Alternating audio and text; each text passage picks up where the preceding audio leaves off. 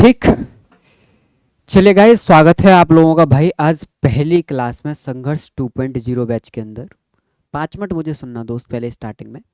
ये पूरा का पूरा दोस्त बैच है आपका एएमयू बीटेक 2026 की प्रिपरेशन के लिए, जो भी बच्चे आप लोग तैयारी कर रहे हो।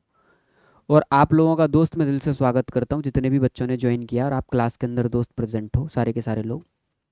आज इंट्रोडक्शन क्लास है इस बैच की, और इस बैच में मैं आपको सारी चीज़ें समझाऊंगा कि सारी चीज़ें सीक्वेंस में चलने कैसे वाली हैं। अगर आप लोग बिल्कुल टारगेट करके आए हो कि भैया मुझको 2026 के अंदर एडमिशन लेना ही लेना है, और वो भी एक ही यूनिवर्सिटी में दुनिया में, जिसका नाम है अलीगढ़ मुस्लिम यूनिवर्सिटी में, तो आप दोस्त बिल्कुल सही जगह पे लैंड करो इनऑर्गेनिक लवर क्लासेस में। ठीक। और आपने बिल्कुल सही बैच दोस्त क्या किया, ज्वाइन किया। ये पूरा बैच मैंने इस तरीके से दोस्त डिज़ाइन किया है कि ये आपको कहीं भी ना पहुंचाए। मैं नहीं कह रहा कि मेंस आपका क्वालिफाई करवाए, किसी एनआईटी ट्रिपल आईटी तक पहुंचाए, पर ये बैच इस तरीके से पूरा जरूर डिज़ाइन है दोस्त कि ये आपको एएमए बीटेक तक ज़रूर पहुंचा देगा। अब ये पूरा बैच आपको फॉलो कैसे करना है, क्या क्या इसके अंदर चलने वाला है, सारी चीज़ें मैं आप लोगों को सीक्वेंस में बताऊंगा। एक बार वीडियो रिकॉर्ड करने से पहले मैं क्लास में बच्चों से पूछ लूँ, साइमा, यूसुफ और नवाइस, बेटा दो जल्दी से बताओ, क्या मेरी आवाज़, ऑडियो, वीडियो सब कुछ एकदम प्रॉपर है, कुछ भी लैग तो नहीं कर रहा? एकदम। हाँ बेटा, एकदम क्लियर है ना सारी चीज़ें? ठीक। ठीक। ओके। अब देखो दोस्त, हमको क्या काम करना है, ये पूरा का पूरा बैच एकदम सीक्वेंस में फॉलो करना है। मैं फिजिक्स केमिस्ट्री में तीनों में क्या पढ़ना है, कैसे पढ़ना है, कौन कौन सी बुक फॉलो करनी है, अगले 4 महीने तक भैया एकदम 10-10 घंटे वाली पढ़ाई करनी है, तो कैसे करनी है, अपने वो 10 घंटे कहाँ इन्वेस्ट करने हैं। और क्योंकि मेरा लेवल आज बिल्कुल ज़ीरो है कि मुझे तो भैया कुछ भी नहीं पता, मैंने तो बस आपका बैच देखा और बैच मैंने ज्वाइन कर लिया। अब मैं तो बिल्कुल जीरो पर बैठा हुआ, मैं आपको ये अज्यूम करना चल रहा हूँ कि आप केवल 10th क्लास पढ़ के आए हो दोस्त, आपको 11th-12th की कोई भी जानकारी नहीं है। अब आपको दोबारा से 11th-12th किस तरीके से पढ़ना है, किस तरीके से आपको अपना स्टडी टाइम मैनेज करना है, ताकि आपका तीनों सब्जेक्टों पर प्रॉपर होल्ड रहो। जितना आपको फिजिक्स आए उतनी ही अच्छे से आपको केमिस्ट्री भी आती हो, उतने ही अच्छे से आपको मैथमेटिक्स आता हो। मतलब सिलेक्शन निकालने के लिए जो जो चीज़ों की ज़रूरत है, या जिन जिन बारीक पॉइंटों की आप लोगों को ज़रूरत है, वो सारे पॉइंट आज की इस वीडियो में दोस्त मैं डिस्कस करूंगा। हर वो पॉइंट आज की क्लास में मैं बता दूंगा। जो आप अगले 6 महीने गलती करोगे, वो मैं पहले ही बता दूंगा कि बेटा ये गलती करने वाला है, क्योंकि हर साल मैं हज़ारों बच्चों को पढ़ा रहा हूँ, और अब तक करीब करीब 10,000 प्लस स्टूडेंटों को मेंटर करने का एक्सपीरियंस है। तो एक इनफ एक्सपीरियंस है भाई समझने का बच्चे को, मुझको, कि इस स्टेज पे जो 18-19 साल का बच्चा मेरे पास में प्रिपरेशन करने आ रहा है, ये कहाँ कहाँ पर गलती करता है, इसको स्टार्टिंग में ही मुझे क्या कर देना है, गाइड कर देना है। मतलब पूरा एकदम प्रॉपर सिक्वेंस में आपको बताना है। सबसे पहले आप समझो कि आपको प्रिपरेशन स्टार्ट कैसे करनी है। जिस एंट्रेंस के लिए आप लोग प्रिपरेशन कर रहे हो, इससे पिछले साल से, मतलब अब जिस साल जब एंट्रेंस हुआ है, इससे पिछले साल बात करूँ तो 150 नंबर का पेपर हुआ करता था। पर अब एएमयू वालों ने क्या कर दिया भाई, पैटर्न चेंज कर दिया। इस बार पैटर्न में अब क्या हो गया है कि एएमयू बीटेक के पहले 150 सवाल आते थे, अब जो टोटल क्वेश्चन आएंगे एएमयू के अंदर, वो बेटा टोटल क्वेश्चन आएंगे 150 क्वेश्चन, मतलब सॉरी 100 क्वेश्चन। पहले ओल्ड पैटर्न में क्या था, 150 क्वेश्चंस थे, अब केवल आपको क्वेश्चंस कितने देखने को मिलेंगे, 100। तो ये भी अपने आप में क्या है दोस्त, चेंज है। पहले 150 क्वेश्चंस करने के लिए हमें 3 घंटे का टाइम देता था, अब आपको कितने क्वेश्चंस करने को दिए गए हैं बेटा, 100 क्वेश्चंस करने को क्या करे हैं, दिए गए हैं। आप में से मुझे बताओगे एएमयू बीटेक का टाइम कितना कर दिया गया है इन क्वेश्चंस को सॉल्व करने का? किसी ने पेपर दिया? पेपर नहीं दिया पिछले साल किसी बच्चे ने? इसी साल कितने घंटे का पेपर था? 2 घंटे। ठीक, याद रखना कितने घंटे का, 2 घंटे का। टाइम एक बहुत बड़ी रिस्ट्रिक्शन है। ये 100 क्वेश्चंस आपको केवल 2 घंटे में क्या करने हैं, अटेम्प्ट करने हैं। जबकि जेई मेन के पेपर में 75 क्वेश्चंस दिए जाते हैं, इससे भी कम क्वेश्चन, और टाइम बेटा कितना, 1 घंटे ज़्यादा। अब बड़ा ही मैटर बदल गया कि भैया अब ये तो जेई मेन से भी ज़्यादा टफ कर दिया। बिल्कुल भाई, जेई मेन से भी ज़्यादा क्या है, पेपर टफ है।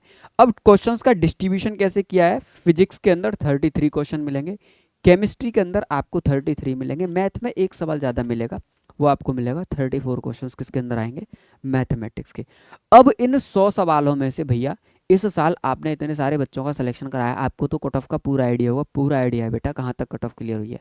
अगर मैं देखूँ तो अगर इन 100 सवालों में से किसी भी बच्चे के टोटल कट पिट के सिलेक्शन के लिए 35 क्वेश्चन भी अगर सही थे, वो बच्चा एएमए बीटेक के अंदर एडमिशन लेके क्लासेस अटेंड कर रहा है इस टाइम पे।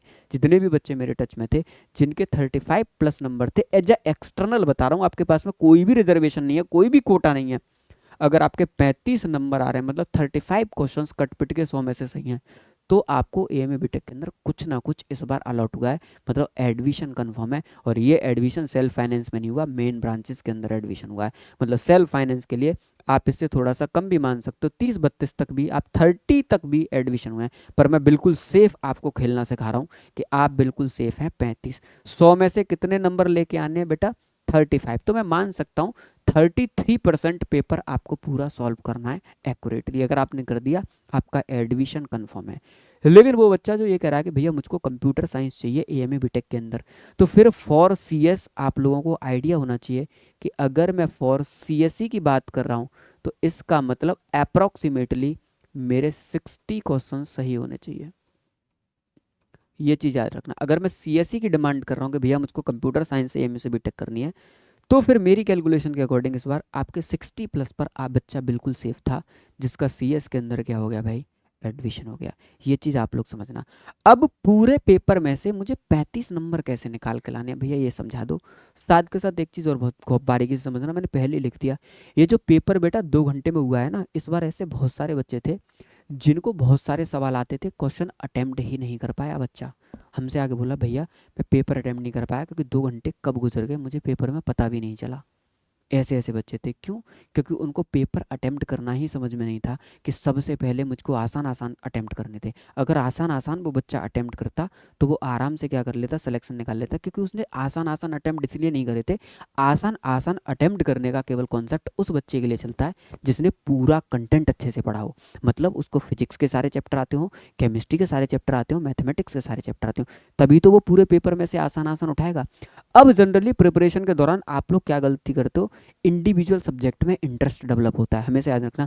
जब भी आप प्रिपरेशन करते हो, ये 3 सब्जेक्ट बहुत वाइड हैं, तो जब भी आप प्रिपरेशन करोगे ना, तो ऐसा 100% होने के चांसेस होते हैं कि आपको या तो केमिस्ट्री में बहुत ज़्यादा इंटरेस्ट डेवलप हो जाए, आपको मन करेगा मैं केमिस्ट्री केमिस्ट्री पढ़ूँ, या एक बच्चा होता है उसको बहुत ज़्यादा इंटरेस्ट डेवलप हो जाता है कि भैया मेरा तो फिजिक्स में बहुत ज़्यादा मन लग रहा है, तो मुझे तो फिजिक्स पढ़ने में बहुत ज़्यादा मजा आ रहा है और मैं सबसे ज़्यादा टाइम फिजिक्स में इन्वेस्ट कर रहा हूँ। वो इधर टाइम देना कम कर देता है, इधर टाइम देना कम कर देता है। किसी किसी बच्चे का मैथमेटिक्स मैंने जनरली देखा बहुत अच्छा होता है, केमिस्ट्री वीक हो जाती है। फिजिक्स क्योंकि मैथ अच्छा होता है तो फिजिक्स पर ऑटोमेटिक होल्ड होता है, कहता भैया केमिस्ट्री में रट नहीं पा रहा, मैं अच्छे से पढ़ नहीं पा रहा।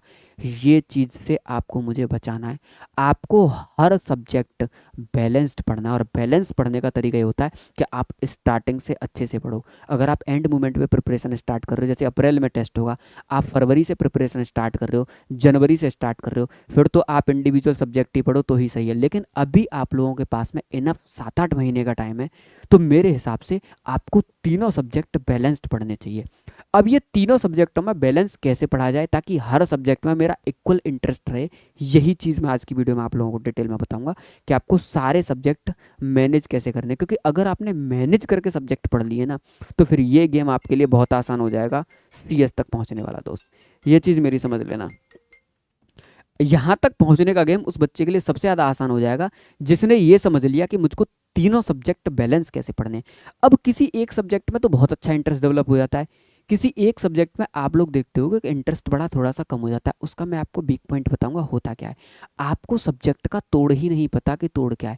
कोई सब्जेक्ट मेरा कितना भी वीक क्यों ना हो, अगर मुझको की पॉइंट मिल जाए ना कि मैं किन किन चैप्टर्स को पढ़ लूँ, जिन चैप्टर्स को पढ़ने की वजह से मेरा पूरा का पूरा सब्जेक्ट अच्छा हो जाए, अगर कोई मुझे ये बता देना कि मास्टर मतलब चैप्टर्स कौन कौन से हैं, तो मैं आसानी से मतलब उस सब्जेक्ट्स के अंदर अपना इंटरेस्ट डेवलप कर सकता हूँ। अगर मुझे पता चल जाए कि इन सब्जेक्टों पर अगर मेरा होल्ड है, मतलब मैं आपको चुनिंदा चैप्टर्स अगर फिजिक्स के बता दूँ कि ये चैप्टर अगर आपने बहुत अच्छे से 6 महीने पढ़े हैं, आपको पूरी फिजिक्स में इंटरेस्ट डेवलप होगा ही होगा, क्योंकि आपकी फाउंडेशन बहुत स्ट्रांग है। ऐसे ही मैं आपको केमिस्ट्री के वो की चैप्टर्स बताऊंगा कि जो आपको आते हैं, तो इसका मतलब आपको केमिस्ट्री आती है, आपकी फाउंडेशन बहुत स्ट्रांग है। और जब आपकी फाउंडेशन स्ट्रांग है ना, तो सब्जेक्ट में से इंटरेस्ट कभी बच्चे का गिरता ही नहीं है। गिरता इंटरेस्ट केवल इस वजह से है उसकी फाउंडेशन वीक होती है, उसको पता ही नहीं होता कि मैं किन चैप्टर्स को पढ़ लूँ जिसकी वजह से मेरा पूरा का पूरा सब्जेक्ट दोस्त क्या हो जाए, स्ट्रांग हो जाए। यही मैं इन तीनों सब्जेक्ट्स में आप लोगों को गाइड करूंगा कि इन तीनों में कौन कौन से चैप्टर्स हैं जिन पे आपको सबसे ज़्यादा फोकस करना है। ठीक, आगे बढ़ते हैं। अगर मैं इस बैच के अंदर बताऊं तो आपको पढ़ना कैसे है, पहले मैं थोड़ा सा आपको बता रहा हूँ, फिर मैं आपको सब्जेक्ट वाइज सारी चीज़ें बताऊंगा, आपको सीखना कैसे है ये समझना दोस्त। अगर मैं बात करूं तो यहाँ पे डेली लाइव क्लासेज होंगी, मतलब हर चैप्टर की लाइव क्लास होंगी। पूरा कंटेंट एएमए बीटेक के लिए कैसे पढ़ना है वो आपको हम डिजाइन करेंगे। अब आप कहेंगे भैया आप तो एएमए बीटेक के लिए पढ़ा रहे हैं, क्या मैं जेई मेन दे सकता हूँ? अरे दोस्त जेई एडवांस भी देना, टेंशन क्यों ले रहे हो? हमने हर चैप्टर इस तरीके से डिजाइन किया है कि जीरो से पढ़ाएंगे और एडवांस लेवल पर ही जाके छोड़ेंगे। किसी भी चैप्टर्स को मैं ऐसे बिल्कुल भी छोड़ने वाला नहीं हूँ कि आपको बोर्ड लेवल का पढ़ा दिया। हर चैप्टर्स में आपको इस तरीके से पढ़ाऊंगा दोस्त कि अगर आप मेंस के भी पीवाईक्यूज लगाओगे और कुछ एडवांस, ये नहीं करा कि आप पूरा एडवांस क्वालिफाई कर लोगे, इतना तो मैं पढ़ाऊंगा ही नहीं आप लोगों को आप एडवांस क्वालिफाई कर लो, पर इतना जरूर बता रहा हूँ कि आपके बेसिक इतने स्ट्रांग होंगे कि एडवांस में जो बेसिक बेस्ड क्वेश्चन होंगे वो आप आराम से क्या कर ले जाओगे, अटेम्प्ट कर ले जाओगे। मतलब मैंने पहले ही कहा ना, फाउंडेशन बहुत स्ट्रांग होगी आप लोगों की, फाउंडेशन वीक नहीं होगी। कोई बच्चा ये नहीं कह सकता कि भैया मेरा बेसिक खराब है, बेसिक बहुत स्ट्रांग होगा आप लोगों का। डेली लाइव क्लास में चैप्टर पढ़ाने के दौरान मैं चैप्टर आपको ऐसा कसा दूंगा, आपको दुनिया में कहीं पर भी जाके चैप्टर्स पढ़ने की जरूरत नहीं पड़ेगी। केवल चैप्टर्स की लाइव क्लासेस मेरी सारी अटेंड कर लेना। लाइव क्लास अटेम्प्ट होने के बाद मैं चैप्टर वाइज आपको डीपीपी दूंगा। मैंने चुन के चैप्टर्स के अगर 25 सवाल डीपीपी में दिए तो आप उन 25 सवाल को लगा लेना। उन 25 सवाल को लगाने के बाद आप चैप्टर जीरो से हीरो तक अपने आप सीख जाओगे। आपको पता होगा कि इस क्वेश्चन में ये कॉन्सेप्ट दोस्त क्या होगा लगेगा, और इस कॉन्सेप्ट पर बेस्ड इतनी वैरायटी की प्रॉब्लम क्या हो सकती है मेरे आगे बन सकती है, और वो सारी की सारी प्रॉब्लम मुझे सॉल्व करनी आनी चाहिए। मतलब कनेक्टिंग करके पढ़ाया जाएगा। इन 25 सवालों में हम पूरे चैप्टर्स का निचोड़ आपसे ले लेंगे, बेसिक सवाल भी रखेंगे और एडवांस भी रखेंगे कि आपका थिंकिंग एप्टीट्यूड दोस्त क्या हो, डेवलप हो चैप्टर्स के अंदर। उसके बाद आपको एक चीज़ बहुत बेहतरीन मिलेगी इस बैच के अंदर। मैंने आपको क्या किया है, मैं आपको एक मतलब पूरा पीवाईक्यूज का पीडीएफ मैंने प्रोवाइड करा दिया है। एएमए बीटेक के 2001 से लेकर 2024 तक के अभी आपको बैच में दिख रहे हैं, ये पीडीएफ अपडेट होने वाली है दोस्त। 2025 तक का आपको पूरा पीवाईक्यूज क्या मिलेगा, चैप्टर वाइज मिलेगा। साथ के साथ जितने भी बच्चों ने आपने बैच बाय किया आप बिल्कुल निश्चिंत रहिए, आपका एड्रेस मैं लूँगा, बुक पर काम चल रहा है दोस्त।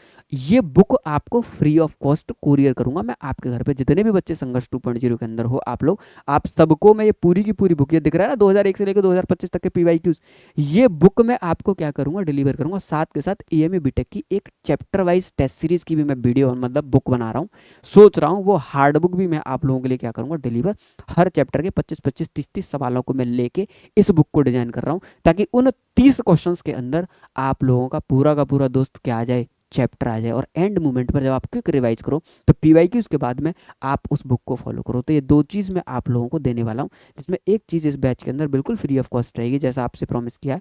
खजाना आपकी बुक ये आपके एड्रेस पर डिलीवर करेगी। जब तक नई बुक नहीं बन रही है, मतलब नई अपडेटेड बुक नहीं आ रही है, तब तक आपने देखा 2001 से लेकर 2024 के पीवाईक्यूज वाली बुक मैंने आपकी पूरी की पूरी किसमें अपलोड करा दी है दोस्त, आपके बैच के अंदर अपलोड करा दिया पीडीएफ। तो आप पीडीएफ तो अभी से एक्सेस कर सकते हो पूरी बुक का, मतलब ई बुक तो मैंने आपको ऑलरेडी दे दी। ये आपको हर चैप्टर कंप्लीट होने के बाद में आपको इस पूरी बुक का वीडियो सॉल्यूशन भी मिलेगा, ठीक। केमिस्ट्री और मैथ आपको पूरा मुझसे सूट होकर मिलेगा, फिजिक्स आपको दानिश सर और सलाह सर का सूट होकर मिलेगा। तो ये आपको पूरा पीवाईक्यूज विद वीडियो सॉल्यूशंस के साथ में मिलना है। चैप्टर पढ़ो अच्छे से, 2001 से लेकर 2025 तक के बहुत सारे सवाल हैं, उन सबको लगाओ। साथ के साथ चैप्टर में ही जब मैं पढ़ा रहा हूँ तो कम से कम 40-50 इलिस्ट्रेशन तो मैं खुद ही चैप्टर के अंदर करा दूंगा। तो 50 सवाल वो हो गए, 25 सवाल डीपीपी में हो गए, और 50-60 सवाल आपके चैप्टर वाइज पीवाईक्यूज को, मतलब एक चैप्टर का 200 क्वेश्चंस का कलेक्शन हो गया। मेरे हिसाब से इनफ है। इसके बाद कोई भी एक्स्ट्रा मार्केट का मटेरियल लगाने की जरूरत नहीं है, आपको कोई भी एक्स्ट्रा मटेरियल लगाने की जरूरत नहीं है। जनवरी तक आपको केवल वही फॉलो करना है जितना मटेरियल मैं आपको इस बैच के अंदर दूंगा। आप बिल्कुल वेकेंट आइए मेरे पास, समझ रहे हैं, अपना दिमाग एकदम खाली लेके आइए। इसको भरने का काम दोस्त मेरा है, और कैसे प्रॉपर भरना है वो भी मेरे ऊपर छोड़ दो। जैसे ही आपने पीवाईक्यूज लगा, डीपीपी लगा, तुरंत आपको chapter wise test series already आपके बैच में पूरा अपलोडेड है। सारी चैप्टर वाइज टेस्ट सीरीज आपके बैच में ऑलरेडी अपलोडेड है। जैसे ही चैप्टर खत्म हुआ ऑनेस्टली जाइए, अपना चैप्टर वाइज टेस्ट क्या करिए दोस्त, अटेम्प्ट करिए, और उस टेस्ट में अपना स्कोर चेक करिए कि मुझको कितना स्कोर में मतलब कर पा रहा हूँ, कौन कौन से ऐसे सवाल हैं जिनमें मैं रह जा रहा हूँ। अब लास्ट में जाते जाते जब पूरी प्रिपरेशन आप लोगों की हो जाएगी, तो ये मोस्ट एक्सपेक्टेड क्वेश्चन मैं यूट्यूब पर हर बार लेके आता हूँ, और इसी बार का मैं आपको बता रहा हूँ। इनऑर्गेनिक और ऑर्गेनिक में जब मैं इस बार सवाल करा रहा था मोस्ट एक्सपेक्टेड, आप देखना मैंने 100 क्वेश्चन कराए थे यूट्यूब पर। बेटा उस 100 क्वेश्चन में से 8 सवाल एएमए बीटेक में एग्जैक्टली वही फंसे जो उसके वीडियो के अंदर मैंने बच्चों को बताए थे। तो एंड मोमेंट पे जाते जाते 8-10 क्वेश्चन, ये 35 नंबर पे सिलेक्शन निकल रहा है, 10-12 सवाल तो मैं ही बता दूंगा आपको, पेपर में रखे हुए कि ये आने ही आने हैं। आप उनको अटेम्प्ट करके जाओगे ना तो आपको लगेगा कि हाँ पेपर में कॉन्फिडेंस आएगा कि हाँ सही जगह पढ़ गए हैं। तो ये सीरीज मैं आपको दूंगा मोस्ट एक्सपेक्टेड क्वेश्चंस की, इसके लिए आप बिल्कुल निश्चिंत रहें। अब बात करते हैं भैया कंटेंट कैसे पढ़ना है।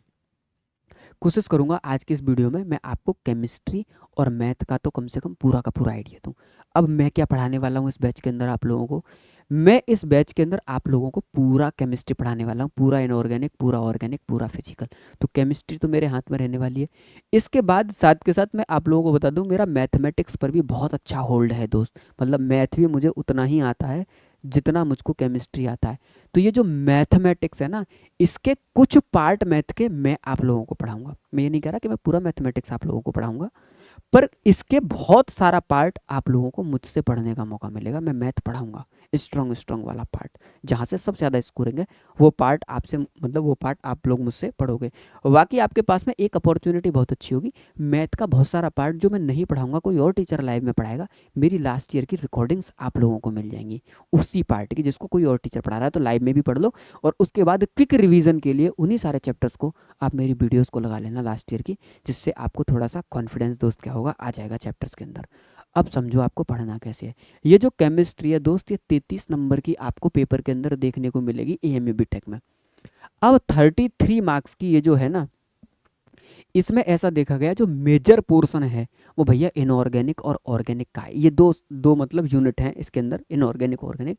तो जो 33 नंबर की आ रही है उसमें से आप मान के चलना करीब करीब 23 नंबर के आसपास की, 23 मार्क्स के आसपास की आपको यही मिलने वाली है, इनऑर्गेनिक प्लस ऑर्गेनिक।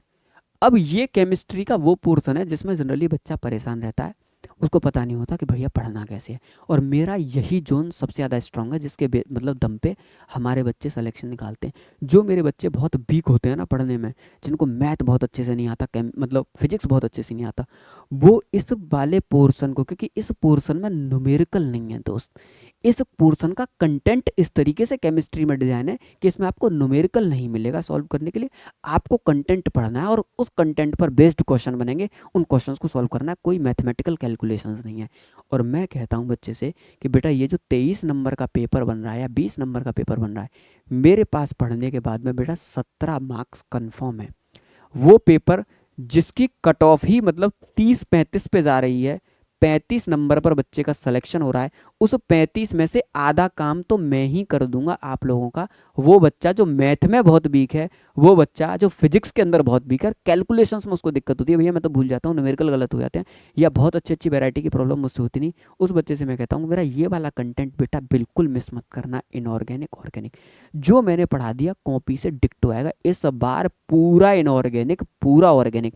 एक या दो सवाल की तो मैं आप लोगों से कहता नहीं बेटा, बाकी टोटल सवाल डिक्टो कॉपी से फंसे थे, एक एक सवाल। और मैंने बच्चे से कहा था यही वो सवाल हैं जो आपका सिलेक्शन निकल आए। वो बच्चा जो मैथ में कैलकुलेशन कर रहा है, फिजिक्स में कैलकुलेशन कर रहा है, आप लोग क्योंकि 2 घंटे का तो टाइम ही है, और इन 17 सवालों को सॉल्व करने के लिए जो आप मैक्सिमम टाइम कंज्यूम करोगे, वो मैक्सिमम टाइम आप केवल 25 मिनट कंफर्म करो। मतलब स्टार्टिंग के 25 मिनट में ही आपके सिलेक्शन निकलने के 50% चांस हो गए, क्योंकि आपने 50% सिलेक्शन के निकालने के लिए जो मार्क्स चाहिए थे वो आपने यहाँ से स्कोर कर लिए। अब आपको केवल 17 ही नंबर और चाहिए सिलेक्शन निकालने के लिए, किसमें से? पूरा मैथ पढ़ा हुआ है और पूरी फिजिक्स पढ़ी हुई है। 34 नंबर का मैथ और 33 नंबर की फिजिक्स में से अब मैं आपसे कह रहा हूँ ढूंढ के केवल 17 नंबर निकाल के ले आना बेटा, तो तेरा क्या हो जाएगा, सिलेक्शन हो जाएगा। ये वाला पार्ट आपको बहुत मतलब अच्छे से पढ़ना है। अब ऐसे बहुत सारे बच्चों को जिनकी फाउंडेशन इतनी खराब है, उनको पता ही नहीं है इनऑर्गेनिक ऑर्गेनिक पढ़ी कैसे जाती है, और भैया हम इस सेक्शन को कसे कैसे, ये भी मैं बताऊंगा। कंटेंट आपको पूरा पढ़ाया जाएगा, डिपेंड करता है दोस्त आप पे कि आप उस कंटेंट में से कितना ज़्यादा पार्ट है जो अपना एब्जॉर्व कर लो अच्छे से, स्ट्रॉन्ग कर लो उसको अच्छे से, और एग्जाम में उसका क्या निकले, आउटपुट निकले। अब ये सारे पोर्शन में इनऑर्गेनिक में ये चैप्टर्स हैं, ऑर्गेनिक के अंदर ये चैप्टर्स हैं, फिजिकल के अंदर ये चैप्टर्स हैं। चैप्टर्स आप लोगों ने दोस्त पढ़े होंगे, इसमें तो कोई डाउट नहीं है कि आपने चैप्टर्स पहले ना देखो। अब सुनो गौर से, इनऑर्गेनिक स्ट्रॉन्ग करनी है मुझे, ऐसा कर दो भैया कि मैं इनऑर्गेनिक के अंदर मास्टर हो जाऊं। गौर से सुनना, मैं जहां जहां पर स्टार लगाता जाऊं वहां वहां पर आप लोग समझते जाना। अगर मैं इसमें इनऑर्गेनिक में अगर इन 2 चैप्टर्स पर स्टार लगाऊं तो समझ लो पूरी इनऑर्गेनिक में बच्चे को जिंदगी में भी दिक्कत नहीं हो सकती, वो बच्चा जिसका प्रोडक्ट टेबल और केमिकल बॉन्डिंग बिल्कुल स्ट्रांग हो। ये 2 चैप्टर्स आपको स्टूडेंट लेवल पर नहीं आने चाहिए, ये 2 चैप्टर्स आपको टीचर लेवल पे आने चाहिए। मतलब इनका एक एक कॉन्सेप्ट, सिंगल सिंगल कॉन्सेप्ट इस चैप्टर्स का आपको बहुत बारीकी से और डीपली क्लियर होना चाहिए। ये 2 चैप्टर स्ट्रॉन्ग, ये पूरी इनऑर्गेनिक आप लोगों के लिए बच्चा मान के चलना हलवा पूरा का पूरा। जो जो बाद में बोल रहा हूँ ना, इनको लिखते जाना दोस्त अपनी कॉपी पे। पीरियोडिक टेबल, केमिकल बॉन्डिंग आपका स्ट्रॉन्ग। उसके बाद ये पूरा जोन आपकी मुट्ठी में, आपको किसी भी आर्टिकल में कोई भी दिक्कत नहीं आएगी। आप एस ब्लॉक में रखोगे आपका पीरियोडिक टेबल कमजोर है, आप एस ब्लॉक में रखोगे आपका केमिकल बॉन्डिंग कमजोर है, पी ब्लॉक में रखोगे आपका केमिकल बॉन्डिंग कमजोर है, पीरियोडिक टेबल कमजोर है। अगर आप कोऑर्डिनेशन कंपाउंड पढ़ोगे, पीरियोडिक टेबल केमिकल बॉन्डिंग अगर आपको अच्छे से नहीं आता, तो आपके लिए चैप्टर्स क्या हो जाएगा, वीक हो जाएगा। मतलब ये सब चैप्टर्स इन 2 चैप्टर्स पर दोस्त क्या करते हैं, डिपेंड करते हैं, याद रखना। और पीरियोडिक टेबल पर तो पूरी केमिस्ट्री ही डिपेंड करती है, आप ये मान के चलना। तो इन 2 चैप्टर्स को जो मैंने हाईलाइट किया है, ये मेन है इसके लिए। किसके लिए? इनऑर्गेनिक के लिए। पूरी इनऑर्गेनिक की जान है ये 2 चैप्टर। ऐसे ही अगर कोई बच्चा कह रहा है कि भैया मुझे तो ऑर्गेनिक बिल्कुल नहीं आती, तो मैं उससे कहूँगा बेटा जब तुम जीरो से स्टार्ट कर रहे हो ना, तो तुम ये मान लो कि मैंने 10वीं करी है, 11वीं के बाद इन 3 चैप्टर्स को बहुत अच्छे से, इतना अच्छे से, मैंने क्या कहा, स्टूडेंट लेवल पे तो आनी चाहिए, टीचर लेवल पे तीनों चैप्टर्स आने चाहिए। आईयूपीएससी, आइसोमेरिज्म, जीओसी, एक एक आर्टिकल, एक एक कॉन्सेप्ट बहुत बारीकी से क्लियर होना चाहिए। आप 3 चैप्टर्स में मास्टर हो। अरे भाई इसके बाद तो बचा ही क्या, रिएक्शन और प्रोडक्ट कैसे पढ़ने हैं, इसके लिए तो मैं बैठा हूँ। अगर रिएक्शन के अगर एमए बीटेक में 3 सवाल आने हैं, तो मेरी मोस्ट एक्सपेक्टेड सीरीज की वीडियो देख जाना, 2 सवाल तो वहीं से फंस जाएंगे। आप मेरी बात बहुत गौर से सुनना। इन चैप्टर्स को पढ़ने में जो बच्चे 3 मंथ इन्वेस्ट करते हैं ना एएमए बीटेक के लिए, बहुत गौर से सुनना, अलीगढ़ में जितने भी कोचिंग सेंटर हैं, इन चैप्टर्स को पढ़ाने के लिए बच्चे के 3-3 महीने खराब कर देते हैं। आप बहुत बारीकी से सुनना, 3 महीने खराब कर देते हैं, 3-3 महीने। मैं कहता हूं 3 घंटे में नंबर आएंगे आपके, 3 घंटे के अंदर। अगर इसमें 4 रिएक्शंस अगर एमए बीटेक इस जोन से अगर पूछ ले रहा, 4 सवाल पूछ ले रहा रिएक्शन के, तो मैं गारंटी के साथ कह रहा हूँ 3 सवाल तो मैं पहले ही लिख के दे दूंगा कि ये पेपर के अंदर आ रहे हैं। अब आप कहोगे भैया आप ऐसा कैसे करो, इसी साल पे आ जाओ ना, सब सालों को छोड़ो। अभी 2025 का जो लेटेस्ट पेपर आया हुआ है, उसके अंदर रिएक्शन के करीब 4 सवाल थे। उन 4 सवालों में मेरी वन शॉट में ऑर्गेनिक के रिवीजन की वीडियो आप लोग देख के आओ, उस वीडियो के अंदर ही मैंने 3 सवाल करा रखे हैं, वही डिक्टो 3 सवाल, 3 के 3 सवाल सीधा सीधा पूछ लिए। तो क्या मुझे इतना टाइम इन्वेस्ट करने की जरूरत है? बिल्कुल इतना टाइम इन्वेस्ट करने की जरूरत नहीं है। इनको बच्चा बनाने के लिए आपको टाइम यहाँ इन्वेस्ट करने की जरूरत है। मैंने पहले कहा ये चैप्टर आपको स्टूडेंट लेवल पे नहीं आने चाहिए। ये चैप्टर्स का एक एक आर्टिकल आइसोमेरिज्म का बहुत बारीकी से दोस्त आप लोगों को क्लियर होना चाहिए। साथ के साथ एक एक चीजें आप लोगों को बहुत बेहतरीन तरीके से दोस्त आनी चाहिए। हेलो हेलो,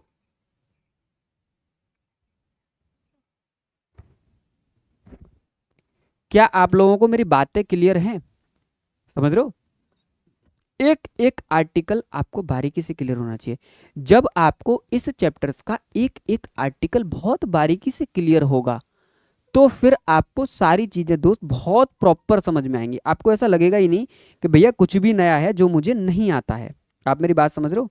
आपको कुछ ऐसा लगेगा ही नहीं कि ऐसा ना हो कि हमको ये चीज़ नहीं आती है। आईयूपीएससी बिल्कुल जीरो से पढ़ो, एडवांस लेवल तक की पढ़ो। आइसोमेरिज्म जीरो से पढ़ो, एडवांस लेवल तक का पढ़ो। जीओसी जीरो लेवल से पढ़ो, एडवांस लेवल तक की पढ़ो। मतलब कोई भी आर्टिकल, सिंगल आर्टिकल ऐसा नहीं होना चाहिए जो मेरी पहुंच से बाहर हो। आपको मैं पढ़ना सिखाऊंगा कि आर्टिकल कनेक्ट कैसे करते हैं। आप इन चैप्टर्स को ऐसे पढ़ो जैसे आप इन चैप्टर्स पर रिसर्च पेपर लिख रहे हो भाई। एक एक बारीकी इन चैप्टर्स की आप लोगों को पता होनी चाहिए। ठीक, कंटेंट मैं पढ़ाऊंगा, मेरे ऊपर छोड़ दो। ये 3 चैप्टर स्ट्रॉन्ग, मैंने कहा पूरी ऑर्गेनिक आप लोगों की मुट्ठी में। क्योंकि मेरे बैच को जनरली वो बच्चे ज्वाइन करते हैं जिनकी फाउंडेशन बहुत खराब होती है। तो मेरा सबसे पहला बेसिक रेस्पॉन्सिबिलिटी मेरी यही होती है कि मैं हर चैप्टर इस तरीके से बच्चों को पढ़ाऊँ कि उनकी क्या हो जाए दोस्त, उनकी फाउंडेशन स्ट्रांग हो जाए। क्योंकि एक बार अगर मेरे बच्चे की फाउंडेशन बन गई ना, तो फिर मुझे इतना कॉन्फिडेंस आ जाता है कि ये बच्चा मुझे सिलेक्शन दे देगा आराम से। क्योंकि इसके बेसिक खराब नहीं है। और बेसिक कहाँ बनते हैं? बेसिक यहाँ से बनते हैं। ये चैप्टर्स नहीं है, ये बेसिक हैं इनका। इन्हीं से तो पूरी केमिस्ट्री बन रही है। अगर मैं फिजिकल केमिस्ट्री की बात करूँ, तो फिजिकल केमिस्ट्री के अंदर ऐसा कोई रूल नहीं है कि आपके लिए ये चैप्टर इस फिजिकल केमिस्ट्री का हट है। फिजिकल केमिस्ट्री में हर चैप्टर, मतलब जिन्होंने भी कंटेंट डिजाइन किया है, उन्होंने इस तरीके से ही बनाया है दोस्त कि हर चैप्टर आपको कुछ ना कुछ सिखाएगा। आप लोग मेरी बात समझ रहे हो? हर चैप्टर आपको कुछ ना कुछ सिखाएगा। तो हर चैप्टर आपको अपने अंदाज में दोस्त क्या होना है, पढ़ना है। जैसे मैं मोल कॉन्सेप्ट आपको बहुत अच्छे से पढ़ाऊं, गौर से सुनना, मोल कॉन्सेप्ट बहुत अच्छे से पढ़ाऊं, तो ये मोल कॉन्सेप्ट आपकी हेल्प करेगा किसमें? सॉल्यूशन नाम के चैप्टर में। अब सॉल्यूशंस के अंदर आपको बहुत सारा मूल कॉन्सेप्ट काम आएगा, लेकिन मैं फिर भी कह रहा हूँ इस पूरी फिजिकल केमिस्ट्री में आप हर चैप्टर्स को अच्छे से पढ़िए, सीखिए कि चैप्टर सिखा क्या रहा है। हर चैप्टर आपको अपने आप में नॉलेज देगा। थर्मोडायनेमिक्स आपको बताएगा कि रिएक्शंस के अंदर कैसे हीट की कैलकुलेशंस हम लोग करते हैं, कौन कौन से फिनोमेना है, कौन कौन सी चीज़ें हैं जो हमको बहुत बारीकी से दोस्त क्या होनी चाहिए, पता होनी चाहिए। और ये चैप्टर्स इंजीनियरिंग में भी काम आते हैं, थर्मोडायनेमिक्स, ये आप फिजिक्स के अंदर भी पढ़ते हो।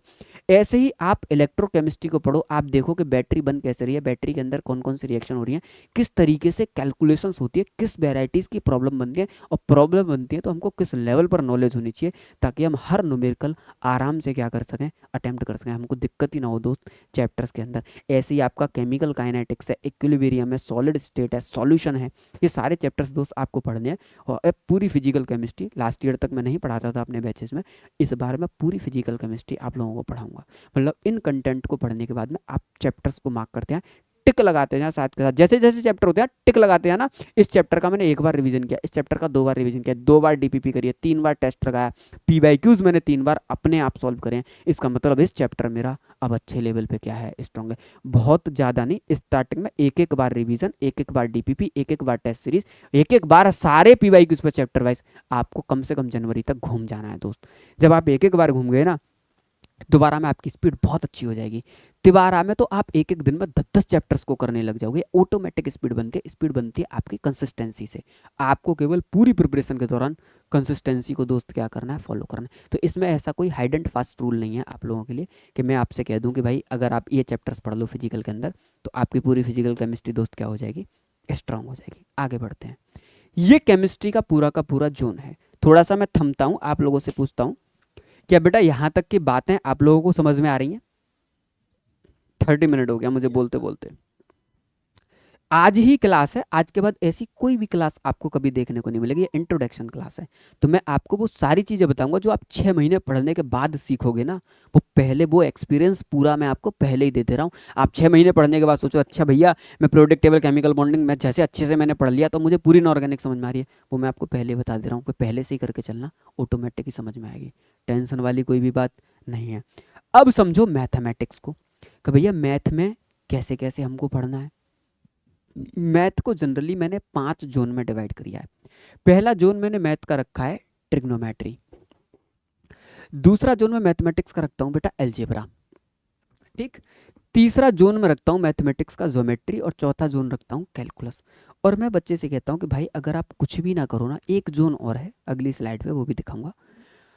वो जोन दोस्त क्या है, वो फ्री का जोन है, उसे भी बताऊंगा। उसमें जितने भी क्वेश्चंस मिलेंगे आपको सब फ्री के नंबर, और वो तो मुझको बिल्कुल भी नहीं छोड़ने।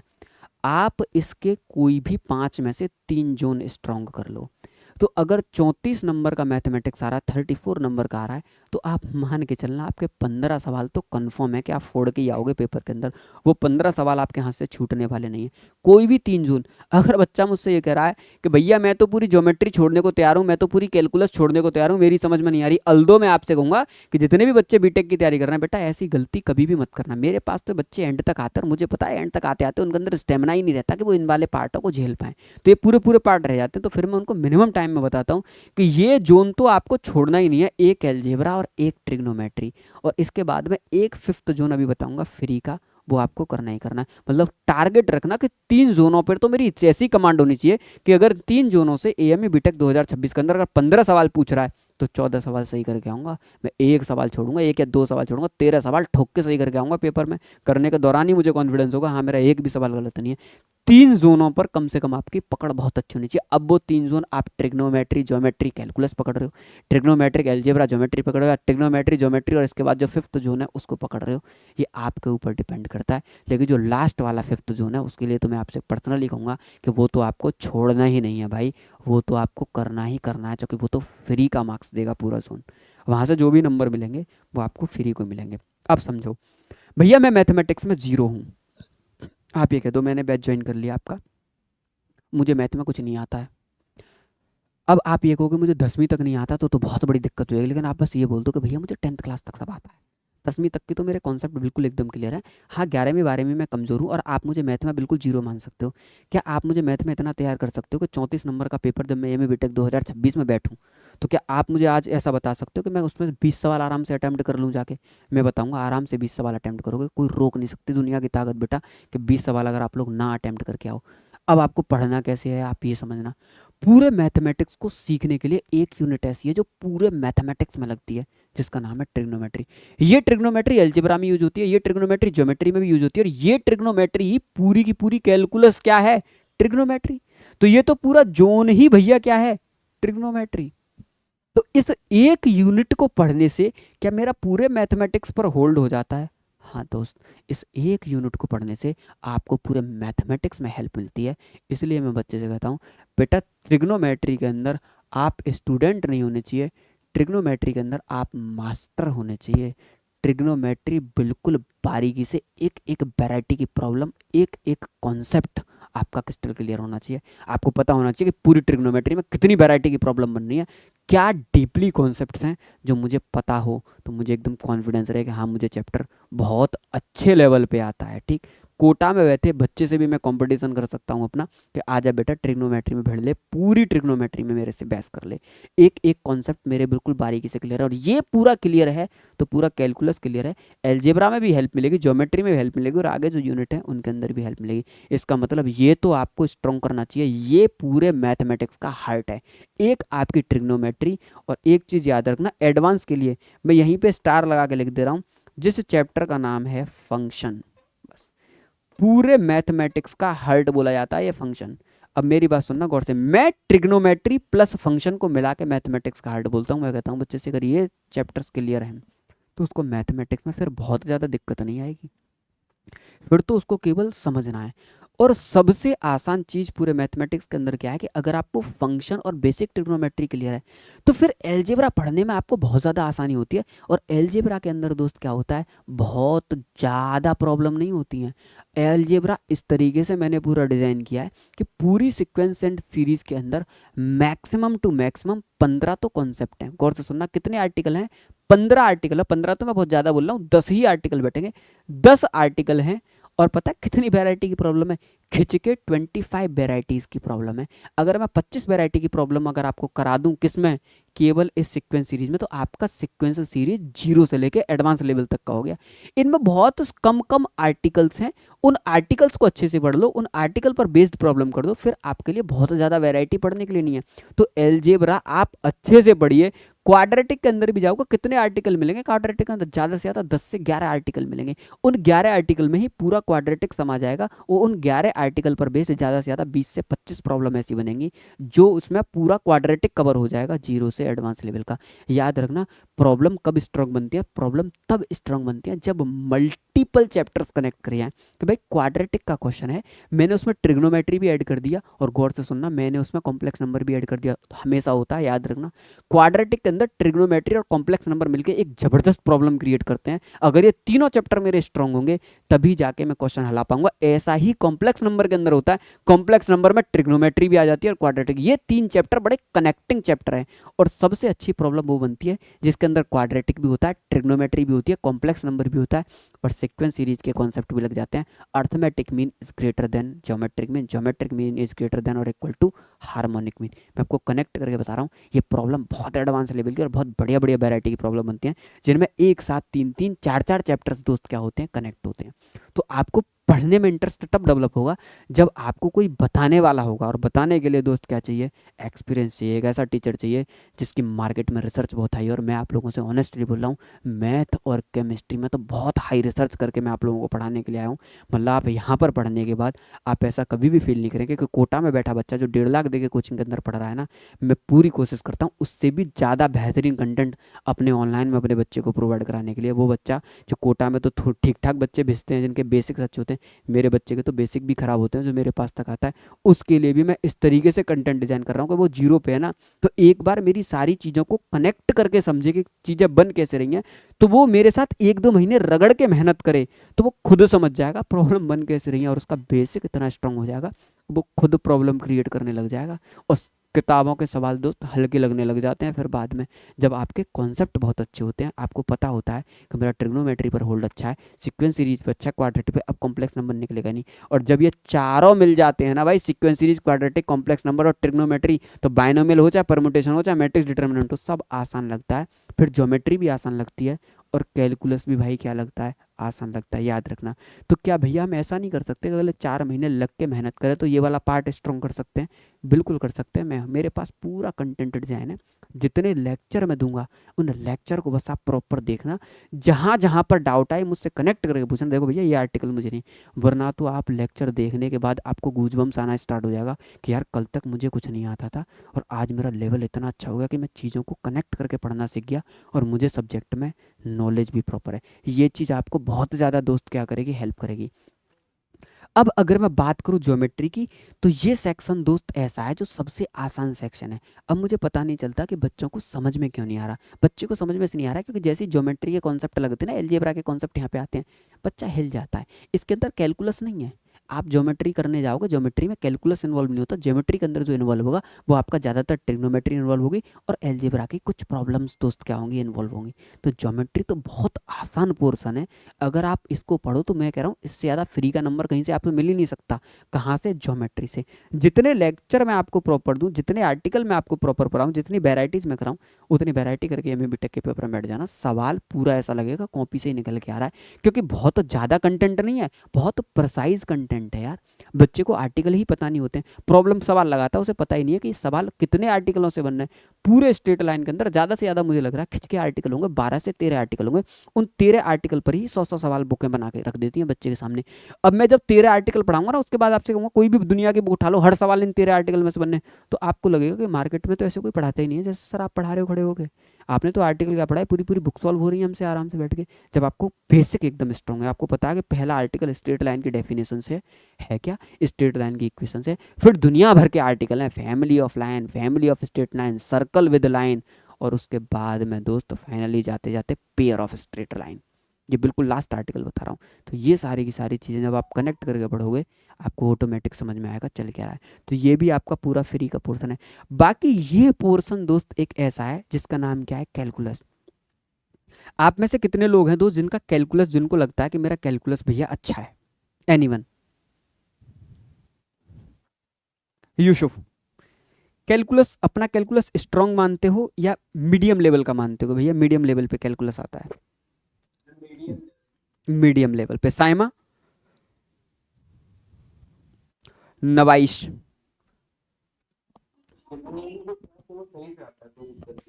कैलकुलस में कोई दिक्कत नहीं है, ठीक। मैंने अभी अभी आपसे क्या कहा था, देखो अब ये आपके ही बैच के बच्चे, मैंने कहा ना कोई कहेगा मीडियम लेवल पे आता, कोई कहेगा अच्छा था, बिल्कुल ऐसे ही होता है। कोई कोई बच्चा जो बैच ज्वाइन करता है ना, तो जब मेरी उससे बातें होती है, बताता है कि भैया देखो मैंने ये पोर्शन तैयार कर लिया, तो मैं जनरली सवाल पूछता हूँ बच्चे से, तो मैं कभी कभी खुद शौक हो जाता हूँ। जो यूनिट टफों की कैटेगरी में आती है ना, वो बच्चों की बड़ी स्ट्रांग होती है, क्योंकि उनको उनमें इंटरेस्ट डेवलप हो गया। इंटरेस्ट डेवलप होने के बाद बच्चे ने शिद्दत से पढ़ी होती है और उसे आती हैं चीज़ें। वो कहता है कि हाँ भैया कैलकुलस में मुझे प्रॉपर नॉलेज है। कोई कोई बच्चा कहता है मुझे कैलकुलस बहुत अच्छे आता है, मैं ट्रिग्नोमेट्री में हिल जाता हूँ, तो फिर मैं उससे कहता हूँ बेटा पहले मेरे ट्रिग्नोमेट्री के सारे लेक्चर अच्छे से देख। तो ट्रिग्नोमेट्री स्ट्रॉन्ग हुई तो बच्चे कुछ कैलकुलस में जो दिक्कत है वो भी पूरी की पूरी क्या हो जाएगी, सॉल्व हो जाएगी। और कैलकुलस पढ़ने में मज़ा तभी है जब आपको ट्रिग्नोमेट्री पूरी अच्छे से आती हो। मतलब ट्रिग्नोमेट्री, मैंने आपसे कहा ना कि ये पूरे मैथमेटिक्स की जान है भाई, अगर ये आपको अच्छे से आती है ना।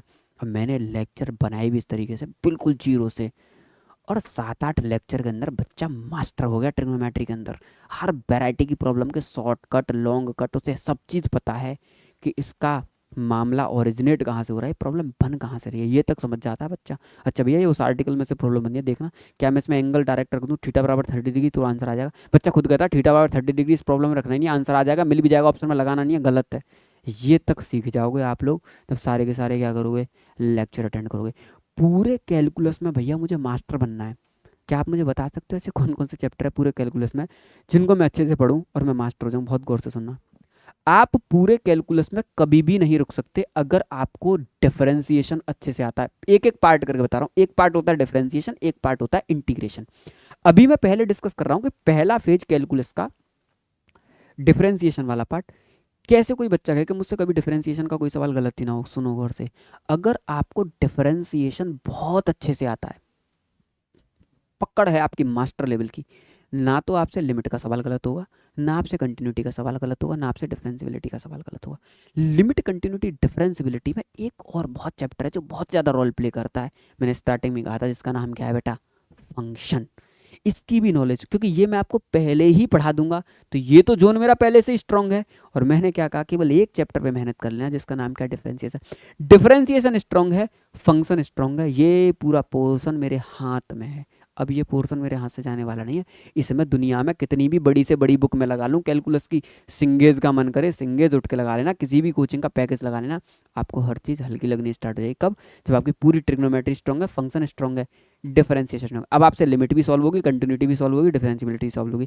एप्लीकेशन ऑफ डेरिवेटिव में टेंजेंट नॉर्मल बिल्कुल आसान लगेगा, इंक्रीजिंग डिक्रीजिंग बिल्कुल आसान लगेगा, मैक्सिमम मिनिमम बच्चा लगेगा बिल्कुल।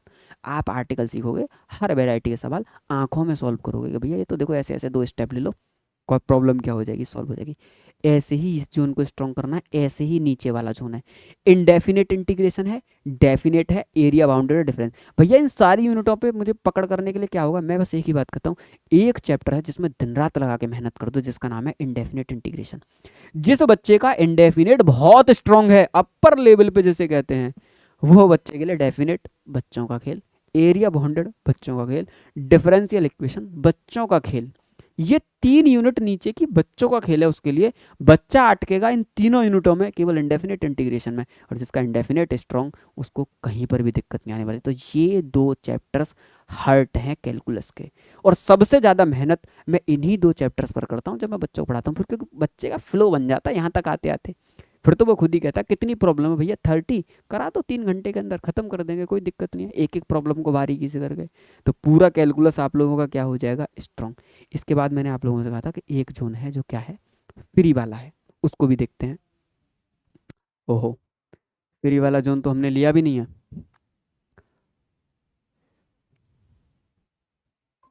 बहुत सही दोस्त, 45 मिनट लेट ज्वाइन किया पहला ही दिन तुम लोगों ने। चलिए भैया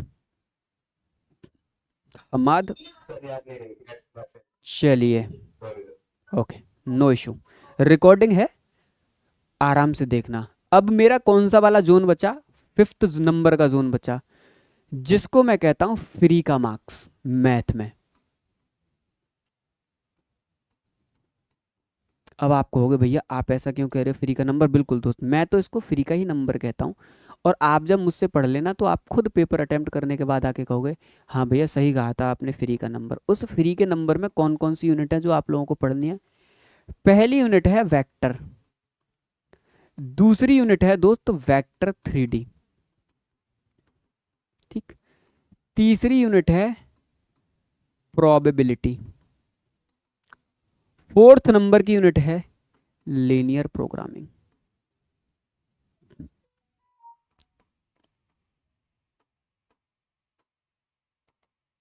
चार यूनिट आप लोगों को बोर्ड पे दिखाई दे रही हैं, वेक्टर, वेक्टर 3D, प्रोबेबिलिटी और लीनियर प्रोग्रामिंग। ये फ्री के नंबर कैसे हैं, हर साल एएमई बीटेक में 34 नंबर का पेपर हो रहा है, 3 क्वेश्चंस आपको यहाँ से देखने को मिलेंगे।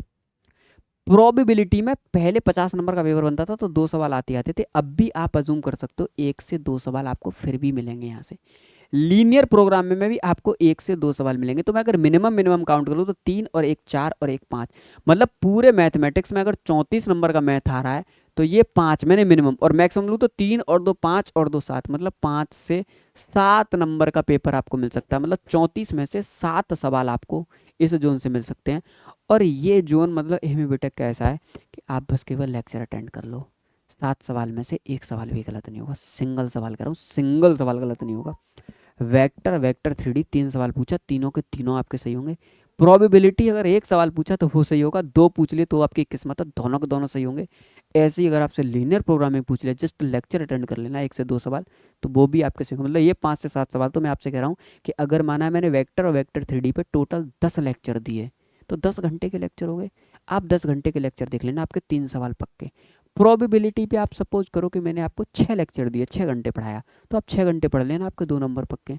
लीनियर प्रोग्राम में सपोज दैट मैंने 3 लेक्चर दिए, 3 लेक्चर में खत्म कर देता हूँ, तो 3 लेक्चर में आपके 2 नंबर क्या हो गए कन्फर्म। तो मतलब टोटल अगर बात करूँ तो 10 और 6 16 और 16 और 2 18, 18 घंटे या 19 घंटे का लेक्चर पढ़ने के बाद में आप लोगों के 7 नंबर फिक्स हो गए। सोचो एक बच्चा पूरे साल मैथ पढ़ रहा है, वो भी नहीं कर रहा है, एंड मोमेंट में पेपर करने के बाद में 7 क्वेश्चन में सही करेगा। पूछना बच्चों से पूरी पूरी साल पढ़ने के बाद कहते हैं 7 सवाल तो कट पिट के बैठ भी नहीं रहे हैं भैया मेरे सही। और मैं अपने बच्चे से कहता हूँ एंड मोमेंट पे कि जब बिल्कुल पेपर से 1 महीने पहले ना उठा के मेरी रिकॉर्डिंग्स को देख लेना बस, अब PYQ सॉल्व कर लेना बस, उसके बाद पेपर में जाके बैठ जाना। ये 7 नंबर तो कोई भी नहीं रोक पाएगा। अगर पेपर बनेगा तो पेपर यहीं से बनेगा, इससे बाहर पेपर नहीं बनेगा। तो क्या अब आप लोगों को कॉन्फिडेंस आ रहा है कि पढ़ना कैसे है? अब मुझे बताओ।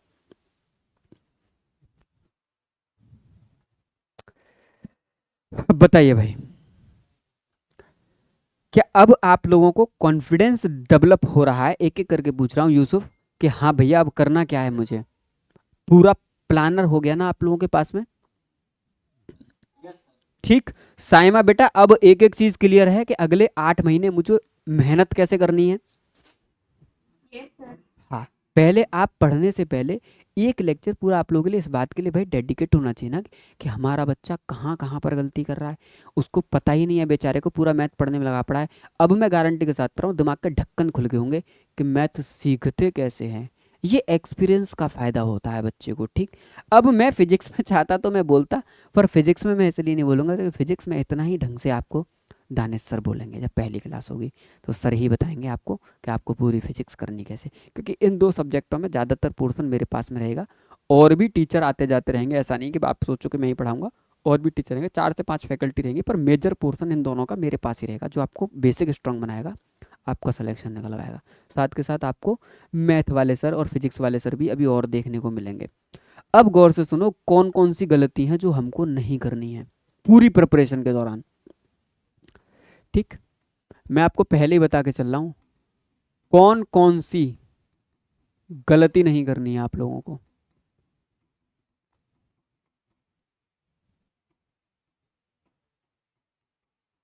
ये अपनी मिस्टेक रखना है पूरी प्रिपरेशन के दौरान, आपको ये मिस्टेक काम आएगी। सबसे पहले क्लासेस मिस नहीं करनी है।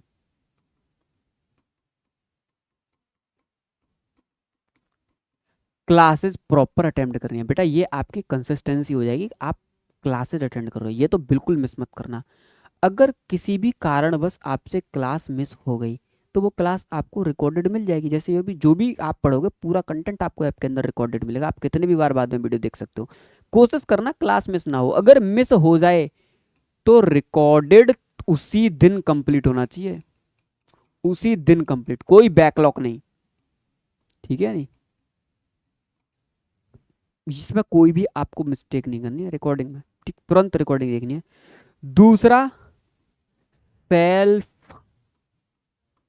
नोट्स बनाने हैं, खुद से बनाने हैं बेटा। अपने हैंड रिटन नोट्स बनाने हैं आप लोगों को। आपको मेरी बात समझ में आ रही है? नोट्स खुद से बनाने हैं। एक एक चैप्टर जो मैं पढ़ा रहा हूँ, एक एक सवाल आप लिख लिख पे कॉपी पे रखना। अपने नोट्सों को बहुत सजा सजा के बनाना। सजा सजा के बनाने का मतलब आप देख रहे हो नोट्स नहीं बनाते, होता है नोट्स। हमारे एमए बीटेक निकालने के लिए नोट्स की हमको सख्त ज़रूरत है। और वो नोट्स मेरी खुद के हाथों के लिखे होने चाहिए, मेरी खुद की मेहनत होनी चाहिए। मेरे पास पूरा साल है, तो मैं जो भी चैप्टर पढ़ूंगा अच्छे से पढ़ूंगा। नोट्स प्रॉपर बनाने हैं, और नोट्स बनाने के बाद में खाली उनको बनाना ही नहीं है, प्रॉपर रिवीजन रखना। जो भी आपने अपनी कॉपी में चैप्टर पढ़ा है, मेरी बात बहुत गौर से सुनना, पर चैप्टर कम से कम 7 टाइम्स रिवीजन होना चाहिए आपका अपने नोट्स का। तो नोट्स बनाने हैं, ये गलती है, ये करनी नहीं है कि नोट्स नहीं बनाए मैंने भैया उस चैप्टर के, खुद से बनाने, लेने नहीं है किसी से। तीसरी गलती, मार्केट की कोई भी बुक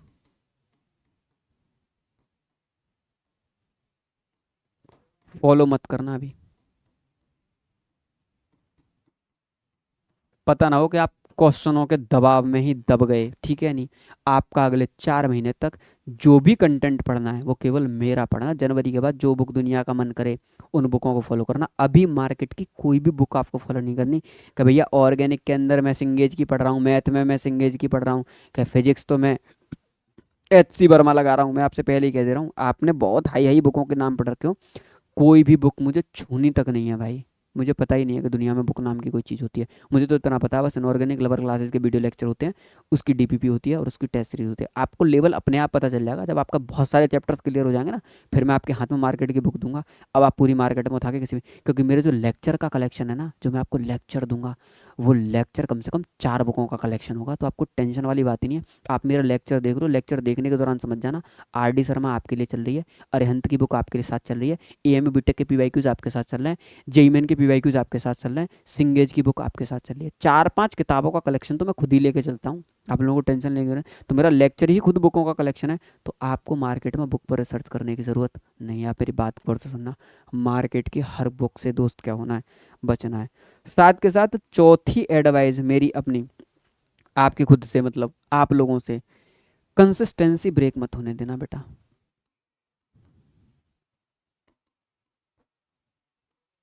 मत होने देना बस।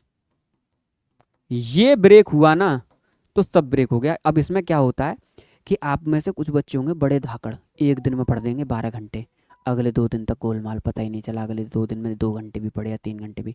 इसे कंसिस्टेंसी नहीं करते हैं, ये तो बेकार है बिल्कुल। मैंने देखा कभी कोई 4-4 दिन तक लगातार पढ़ रहे हैं, अगले 7 दिन तक गोल है, पता ही नहीं है कि पढ़ कैसे रहे हैं, क्लासेज भी अटेंड नहीं करें। कंसिस्टेंसी ब्रेक का मतलब मेरी सारी मेहनत खराब, कुछ भी नहीं हो सकता। कंसिस्टेंसी का मतलब क्या है कि अगर आपने मेरे पास, आपकी जो क्लासेज हैं वो 4 आवर्स के आसपास मान लो, इससे ज़्यादा नहीं होंगी, 4 घंटे आप मेरे पास दे रहे हो 24 में से। अब 24 में से 4 गए तो बच्चे 20, 20 में से मैं मान के चलता हूँ आपको 8 आवर्स का आपको स्लीप देता हूँ भाई, 20 में से 8 गए तो बेटा कितने बचे, 12। 12 में और 4 घंटे आपको और दे देता हूँ भाई, लो 4 छोड़ो 6 ले लो यार, 6 घंटे और बिगाड़ दो, बिगाड़ दिए पूरे दिन में, कहीं भी बिगड़ गए। बचे जो 6 आवर्स हैं, इनको अच्छे से पढ़ लेना। 8 घंटे की स्लीपिंग दे रहा हूँ, 6 घंटे खेलने कूदने खाने पीने सबके लिए दे रहा हूँ। बचे ये जो 6 आवर्स है ना क्लास करने के बाद में, इसको प्रॉपर यूटिलाइज करना पर डे, पर डे। अगर आपने आज से ही आदत डाल ली ना कि मैं 6 घंटे पढ़ूंगा, स्टार्टिंग में तो मुझे लग भी नहीं रहा आप लोग पढ़ोगे, 4 घंटे तो कम से कम एटलीस्ट पर डे पढ़ना ही पढ़ना है। 4 से 5 घंटे की आदत आपको रखनी है। मैं कह रहा हूँ आप बिल्कुल 24 घंटे मत पढ़ो, किसने गधे ने कहा। आप 6 घंटे खूब खेलो कूदो, पिक्चर देखने देखो, लेकिन बचे 6 घंटे आप पर डे रेगुलरली पढ़ो। आप केवल 30 डेज इस चीज़ को फॉलो कर लो बस, आप अपने आप देख लेना आप में कितना बड़ा चेंज आएगा। समझ रहे हो? मैं क्या, दुनिया में कोई भी टीचर आपको एक दिन के अंदर मास्टर नहीं बना सकता सब्जेक्ट में। किसी ने कहा है कि लर्निंग जो है ना वो बहुत स्लो प्रोसेस है। मेरा जो प्रोसेस है ना आप लोगों को सिखाना, कि आपको आज कुछ भी नहीं आता, तो ये सिखाना अपने आप में एक बहुत बड़ा स्लो प्रोसेस है। मैं आपको एक दिन में हीरो नहीं बना सकता, पर हाँ आप मेरा हाथ पकड़ लो और 6 घंटे पर डे पढ़ो, और फिर कोई आके हमसे 90 दिन बाद पूछे, 3 महीने बाद, कि भाई अब तुम्हारे क्या हालात हैं, अब मैं कहूँगा कि लर्निंग बहुत स्लो प्रोसेस था। अब इस बच्चे को उठा के देखो, और मार्केट में जो बच्चा प्रिपरेशन कर रहा है उसको उठा के देखो, लेवल में ज़मीन आसमान का अंतर है। ये बच्चा 6 घंटे पर डे पढ़ा है क्लासेस के बाद में, तो क्लासेस प्लस इसकी स्टडी मिला के 10 घंटे कंसिस्टेंटली पढ़ रहा है पिछले 3 महीने से। अब इस बच्चे को हराने वाले बहुत कम होंगे, बहुत कम लोग होंगे जो अब इस बच्चे को बीट कर पाए। तो ये चीज़ आप लोग समझ कर रखना कि कंसिस्टेंसी ब्रेक मत करना, क्लासेस मत छोड़ना, नोट्स प्रॉपर बनाना, डीपीपी सॉल्व करना, पीवाईक्यू सॉल्व करना, इसी में सब आ गया। कोई एक्स्ट्रा बुक फॉलो मत करना, और अपनी भाई कंसिस्टेंसी ब्रेक मत करना। आज से प्रिपरेशन का बेड़ा उठाया है तो रेगुलर पढ़ना। ये नहीं है कि 4 दिन मोटिवेशन में, फिर डीमोटिवेट हो गए, फिर मोटिवेशन में, फिर डीमोटिवेट आप तब हो गए जब आपके पास में टाइम होगा ये सोचने का कि मैं डीमोटिवेट हो जाऊँ। मैं आपको कंटेंट ही इतना दूंगा कि आप इतना बिजी रहोगे, आपको मजा आएगा। हर चैप्टर ऐसे स्टार्ट होगा कि हम चैप्टर सीख रहे हैं, चैप्टर बना कैसे, आपको एकदम फील आएगा कि हाँ मैं बिल्कुल सही जगह पढ़ रहा हूँ। बोर तो कोई होगा ही नहीं बेटा, 100-100 बच्चों की क्लासेस पढ़ाई है, सिंगल बच्चा कभी ये नहीं बोला कि भैया मैं क्लास में बोर हो रहा हूँ या मुझे समझ में। मेरा पढ़ाने का स्टाइल ही ऐसा होगा कि आप एक एक चीज़ को बारीकी से सीखोगे, कि भैया ये सोच लोगे आज जीरो, आज मुझे चैप्टर में कुछ आना सही है, भैया एकदम बिल्कुल जीरो जीरो से एक एक स्टेप करके मुझे चढ़ा रहे हैं और मुझे चढ़ने में मज़ा आ रहा है। जब मज़ा आएगा तभी फिर आप सवाल लगाओगे, डीपीपी सॉल्व करोगे, और उस चैप्टर्स पर दोस्त क्या करोगे, प्रॉपर सर्च करोगे। तो यही वो छोटी छोटी मिस्टेक हैं जो आप लोग क्या करते हो। अब इसके बाद 2 से 4 मिनट दोस्त आप लोगों के डाउट लूंगा। जो भी मुझे बताना था मैंने ऑलमोस्ट सारी चीज़ें आप लोगों के साथ में शेयर कर दी, जो जो मुझे लगा कि मुझे आप लोगों को बताना चाहिए। अब आप लोगों का कोई भी डाउट है आप लोग मुझसे पूछ सकते हो। चलो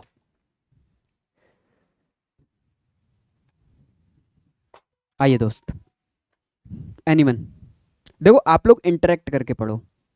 जब मैं आपसे बोलूँ ना कि आप पूछो, तो जो भी आपके दिमाग में डाउट हो वो डाउट आप लोग मेरे साथ में डिस्कस करो। जब मैं आपको पढ़ाऊंगा तो मेरी क्लासेस भी ऐसे ही चलती हैं, मतलब माइक आपके हाथ में रहेगा, कभी भी माइक खोलो, कभी भी चीज़ें पूछो, कोई भी डाउट हो आपके दिमाग में अब तक, या आपको लगता है भैया ये चीज़ अगर मैं ऐसे कर लूँ तो ज़्यादा बेहतर रहेगा, आपके दिमाग में कोई भी चीज़ फ्री हो पूछने के लिए। किसका? नहीं, नहीं, मैंने तुमसे पहले क्या कहा? एनसीईआरटी क्या है? एनसीईआरटी तो एक ऐसी बुक है जिसे अच्छे अच्छे पढ़ के समझ ही नहीं पाएंगे बुक कह क्या रही है। एनसीईआरटी बुक थोड़ी नहीं है, एनसीईआरटी तो रिसर्च पेपर लिख दिया है किसी ने। मैं एज ए टीचर एनसीईआरटी पढ़ता हूँ, मुझको कोई मज़ा नहीं आता, इसलिए मैंने कहा कोई भी मार्केट में बुक फॉलो मत करना, पूरा इनऑर्गेनिक, पूरे ऑर्गेनिक, जितना मैं पढ़ा रहा हूँ उतना पढ़ना। हाँ, मेरे पढ़ने के बाद में रिवीजन के लिए आप एनसीईआरटी चूज कर लेना बाद में, तब आपको एनसीईआरटी समझ में आएगी। लेकिन अगर आपने स्टार्टिंग में ही पहले एनसीईआरटी पढ़ना स्टार्ट कर दिया, आपको कुछ भी समझ में नहीं आएगा दोस्त। ठीक है?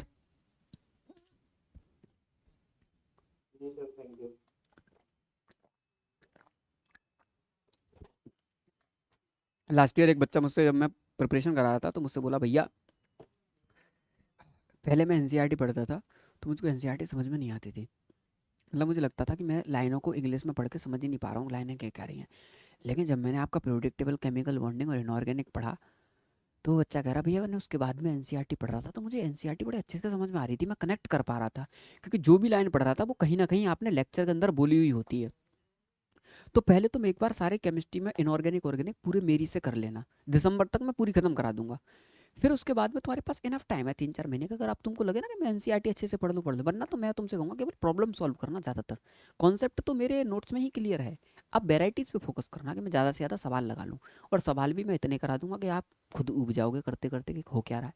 मैं 200-300 सवाल तो एंड मोमेंट पे करा देता हूँ बच्चे के। अब 10 सवाल बनने हैं यार पूरी इनऑर्गेनिक में से, अब उस 10 सवाल के लिए 400 सवाल तो मैं ही करा रहा हूँ, तो तुमको एक्स्ट्रा मटेरियल फॉलो करने की जरूरत ही कहाँ पड़ी? समझ रहे हो? कोई एक्स्ट्रा सवाल लगाने की जरूरत ही नहीं पड़ी तुमको। तुमको मैंने क्या कहा, मार्केट में बुक ही सर्च करने की जरूरत नहीं पड़ेगी तुमको कि मुझको पढ़ना क्या है। हाँ, पर जो हमारा मटेरियल है वो हमारा अपना होना चाहिए। अपने का मतलब समझ रहे हो? वो कॉपी पे अपना नहीं होना चाहिए, वो दिमाग के अंदर अपना होना चाहिए। हमने अपनी एक दुनिया बनाई है, हम अब उस दुनिया के राजा होने चाहिए, कि जो मेरी कॉपी पे लिखा है और जो मेरे चैप्टर वाइज टेस्ट में है, जो मेरे पीवाई की बुक में है, वो मेरे दिमाग में होना चाहिए। उसका सारा कॉन्सेप्ट मेरे दिमाग में होना चाहिए। ऐसा ना हो कि पीरियोडिक टेबल में आयनाइजेशन एनर्जी का बहुत बेहतरीन सवाल बन गया और हमने गलत कर दिया। गलत नहीं, आपके तो सवाल भैया कोई बना दो, मेरा कॉन्सेप्ट बहुत क्लियर है, तो मेंस का भी सवाल कर दूंगा, एडवांस का भी कर दूंगा, हर टॉपिक पे सवाल कर दूंगा। तो जो मेरी अपनी दुनिया है कंटेंट की, उसका मैं बादशाह हूँ। मुझे नहीं पता मार्केट में कौन सी बुक है, पर मुझे जो आता है वो मेरा स्ट्रॉन्ग। और मैं आपको ऑनेस्टली बता रहा हूँ, 2020 के अंदर जब मेरा सिलेक्शन निकला था, तो एएमए बीटेक में मैंने टेस्ट दिया था, तो मेरी सेलेक्टेड में 246 रैंक की, 246। मेरे यूट्यूब की सबसे पहली वीडियो ही वही है, आप गौर से जाके देखना, सबसे ओल्ड वीडियो में पहली वीडियो यही है कि गाइस मेरा एमए बीटेक में सिलेक्शन हो गया, और ये लिस्ट है, और इस लिस्ट में ये मेरा रोल नंबर है 246। तो मैं आपको खुद बता रहा हूँ, मैंने कोई भी कोचिंग नहीं करी थी, कोचिंग तो मैं जानते ही नहीं था कि कहाँ हो रही है अलीगढ़ में। उसके बाद सेल्फ स्टडी करी थी, पर मुझे उस टाइम पे एक चीज़ समझ में आई कि अगर मैं अपनी दुनिया बना के कंटेंट पढ़ता हूँ और उस कंटेंट पर मेरी पकड़ होती है, तो बच्चा सिलेक्शन निकाल सकता है। हम जो गलती करते हैं ना, एक तो हमको पता नहीं होता चैप्टर में पढ़ना क्या है, दूसरा मार्केट में ऐसे कोई चैप्टर ही नहीं पढ़ा रहा कि बिल्कुल जीरो से उठा के पढ़ाए, कहीं ना कहीं आगे बीच में वार नवारन मुझे छोड़ ही देता है, और एक कॉन्सेप्ट में भी मैं रुका, मेरा पूरा मामला हिल जाता है। दूसरी बात, बुकों का बोझ इतना बड़ा बड़ा कर देते हैं, मार्केट में बुकें 400-400 300-300 सवाल चैप्टर में दे रखे हैं। अब बच्चा गधों की तरह प्रॉब्लम सॉल्व करने में लगा पड़ा है, प्रॉब्लम सॉल्व करने में लगा पड़ा है। अरे भाई, 1-2 घंटे 3 घंटे कॉन्सेप्ट पे मेहनत कर ले, उन कॉन्सेप्ट से ही तो वो सारी की सारी प्रॉब्लम जनरेट हो रही है। प्रॉब्लम बनी कहाँ से यार, एक चीज़ बताओ? प्रॉब्लम बनी तो आर्टिकल से ना, तो आर्टिकल अगर क्लियर होगा तो प्रॉब्लम ऑटोमेटिक निकलेगी। हर प्रॉब्लम कोई आर्टिकल थोड़ी ना होती, आर्टिकल एक एक आर्टिकल पे बेस्ड 10-10 प्रॉब्लम बुकों के अंदर दे रखी है, तो मुझे केवल वो एक आर्टिकल पढ़ना है, उस पर बेस्ड 15 प्रॉब्लम मैं अपने आप कर लूंगा। तो इस तरीके से आपको क्या करनी है, अपनी साइकोलॉजी डेवलप करनी है अपने ब्रेन की, कि मुझको क्या करना है, मुझको चैप्टर अच्छे से पढ़ना है, और उसके लिए मुझे मार्केट में बुक पे नहीं भागना। बुक दुनिया भर का सबसे बड़ा मिथ है, और यही तो आपको खोखला कर देता है अंदर से। बच्चे को डर जाता है, बच्चे इतनी मोटी मोटी बुक क्या मैं इनको पढ़ दूँ, किसने कहा है इनको पढ़ने के लिए? अरे भाई, हमको सिलेक्शन निकालना है, बीटेक में एडमिशन लेना है, वहाँ पे ऑलरेडी हमको इतनी मोटी मोटी बुकें दी जाएंगी पढ़ने के लिए, और हमको 4 साल रगड़ के इंजीनियरिंग में पढ़ना है। इतना पढ़ने के लिए आप लोगों के लिए इंजीनियरिंग में, कि आप ऊब जाओगे बेटा 4 साल में पढ़ते पढ़ते, आपके दिमाग के ढक्कन बंद हो जाएंगे, आपको लगेगा कि ये कहाँ आ गया मैं। इतना कंटेंट है इंजीनियरिंग में पढ़ने के लिए, और बच्चे को यहाँ पे पहले ही दबा दिया जाता है, इनमें ही दबा दिया गया, उसको इतना ओवर एक्सेस कंटेंट दे दिया, बोल गया क्यों इतना ओवर एक्सेस पढ़ना? तुम मेरे लेक्चर देख कर ही बैठ जाओ तो तुम्हारा काम हो जाएगा यार। तो काय को अपनी ज़िंदगी को अभी से इतना नरक करना कि मैं बुकों के बोझ में डूब जाऊँ अभी से। अभी केवल आपको बस इतना करना है कि आपको कंटेंट बहुत अच्छे से पढ़ना है, कंटेंट खराब नहीं करना है बस। और कंटेंट ना खराब करने का सीधा सीधा सा रीजन है, बस याद रखना जो भैया आपने बोला वो मुझको आता है। आपको जितना आता है उतना मुझको आता है। जितना आपने लेक्चर में पढ़ा है, जितना आपका बेसिक स्ट्रांग है भैया, उतना ही मेरा बेसिक स्ट्रांग है। आपको बस कुछ नहीं करना, अपना लेवल मेरे लेवल पे लेके आना है बस। और ये कहाँ से आएगा? मेरे लेक्चरों से आएगा। तो बस आपको वही प्रॉपर दोस्त क्या करने हैं, अटेम्प्ट करने हैं। क्या मेरी बात क्लियर है? ठीक ठीक। अब आप लोगों को मैं एक चॉइस दे के भेजूंगा आज। अब चॉइस क्या दूंगा मैं आप लोगों को, देखो चॉइस दूंगा मैं आप लोगों को इस सेक्शन की। आप लोग मुझे बताओगे सबसे पहले कल केमिस्ट्री की क्लास में इनऑर्गेनिक से स्टार्ट करी जाए, फिजिकल से स्टार्ट करी जाए, या और ऑर्गेनिक से स्टार्ट करी जाए। ऑर्गेनिक में आपको पढ़ा नहीं सकता जब तक मैं आपको इनऑर्गेनिक ना पढ़ा दूं, वरना आपके लिए बहुत बड़ी दिक्कत हो जाएगी समझने में। तो अब आप लोगों के पास में दो ऑप्शन है कि मैं इनऑर्गेनिक से स्टार्ट करूं या फिजिकल से स्टार्ट करूं। Inorganic, inorganic, organic, inorganic. और भाई कहां से स्टार्ट करी जाए? हमाद यूसुफ, ना भाई खुल के बोलो। करना तो खैर सभी है, स्टार्ट कहां से करा जाए? इनऑर्गेनिक से सही रहेगा, बिल्कुल बिल्कुल। मैं आपका यही मन लेना चाह रहा था। अब देखो गौर से, हम इनऑर्गेनिक से ही स्टार्ट करेंगे, कोई दिक्कत वाली बात नहीं है। मैं इस बार एक नई चीज़ करने का मन था मेरा। मैंने हमेशा केमिस्ट्री 2019 से पढ़ा रहा हूँ मैं यूट्यूब पे एएमए बीटेक के बच्चों के लिए। 20 पढ़ा दिया, 21 पढ़ा दिया, 22 पढ़ा दिया, 23 पढ़ा दिया, 24 पढ़ा दिया, 25 पढ़ा दिया दोस्त। छठा है, 26 का बैच है। हमेशा पिछले 5 सालों में मैंने केमिस्ट्री जब भी स्टार्ट करी अपने बैच के अंदर, हमेशा केमिस्ट्री स्टार्ट करी मैंने कहाँ से? प्रोडक्ट टेबल से। इस बार मैं सोच रहा हूँ अगर आप लोग कहो, मैं सोच रहा हूँ आपको एक चैप्टर में आपको फिजिकल का पढ़ाऊँ जिसका नाम है मोल कॉन्सेप्ट, अगर आप लोग कहो तो। इस मोल कॉन्सेप्ट को पढ़ाने के बाद मैं पूरी फिजिकल रोक दूंगा। मोल कॉन्सेप्ट को पढ़ाने के बाद में सीधा मैं किस पे आ जाऊंगा? प्रोडक्ट टेबल पे। मैं चाहता हूँ कि इस बार आप लोग स्टार्टिंग मोल कॉन्सेप्ट से करो, प्रोडिक्टेबल मोल कॉन्सेप्ट के बाद में पढ़ो। अगर आप लोग कहोगे यस तो ही पूरा कंटेंट आप लोगों के हिसाब से चलेगा, टेंशन मत लेना। ठीक है, इस बार मेरा मन है कि आप लोग जो स्टार्ट करो ना वो मोल कॉन्सेप्ट से करो। मैं तो पिछले 6 साल से स्टार्ट ही बैच के अंदर किससे करता हूँ? इनऑर्गेनिक। और इसे तो मैं छूता भी नहीं दोस्त, बैच के अंदर छोड़वा देता था।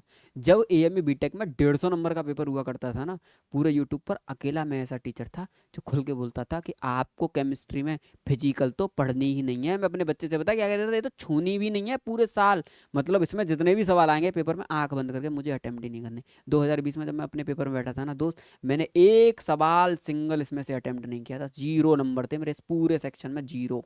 मैंने कोई सवाल अटेम्प्ट नहीं किया। लेकिन मैं आपको बता रहा हूँ जिस साल मैं एम बीटेक के अंदर बैठा था, उस साल एम बीटेक में इनऑर्गेनिक ऑर्गेनिक के टोटल 34 सवाल थे।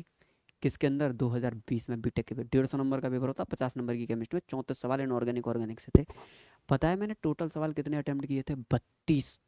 और ज़्यादा से ज़्यादा 25 मिनट के अंदर मैंने सवाल अटेम्प्ट करे थे। एक दो सवाल खुशी खुशी में गलत हो गया। उसके बाद मेरे कट पिट के 28 नंबर थे। किस में?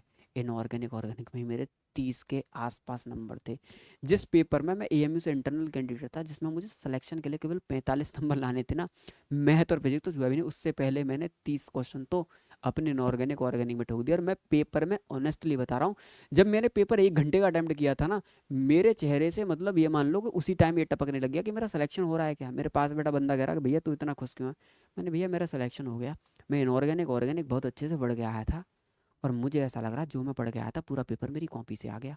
मैंने 32 सवाल अटेम्प्ट करने के बाद मैं 32 के 32 सवालों पे कॉन्फिडेंट था। मेरे 2 सवाल तो ऐसे गलत हो गए जिनको मैं समझ भी नहीं पाया कि कहाँ से गलत हो गए। मतलब अच्छा खासा पता है कि ऑप्शन सी सही है, और पता नहीं ओमार में जाके ऑप्शन बी पे टिक कर दिया। क्या मतलब मिसअंडरस्टैंडिंग हुई उसमें, खुशी खुशी में ही गलत हो गई। 28 सवाल भी मेरे के लिए कटपिट के बहुत थे, क्योंकि मेरे सिलेक्शन के लिए 50% से ऊपर का मैं ही हो गया था।